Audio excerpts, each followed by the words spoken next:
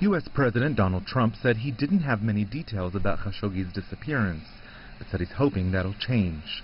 On Tuesday at the White House, Trump was asked if he had spoken with Saudi officials, and he said, not yet, but that he will. This after nearly a week of silence. Khashoggi, a Saudi journalist who's been critical of the royal family, had been living in Washington, D.C. for the past year. He entered the Saudi consulate in Istanbul last Tuesday, his fiancée says, to obtain papers for their wedding, and hasn't been heard from or seen since. Turkish officials reportedly believe Khashoggi was killed inside the consulate. That's something Saudi Arabia vehemently denies, but for some that denial is not enough. We expect a thorough investigation and full transparency from the Saudi authorities on what has happened. If reports of his death and the extraordinary circumstances leading up to it are confirmed, this is truly shocking.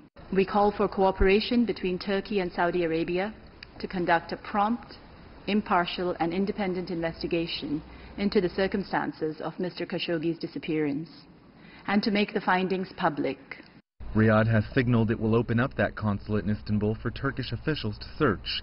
But in Turkey, many are suspicious of what, if anything, they'll find. It seems that we are facing a case of enforced disappearance that is professionally planned and carried out. I don't think any evidence on this matter could be found inside. This would only serve to clear the name of Saudi Arabia a bit more, but it won't help any judicial investigation.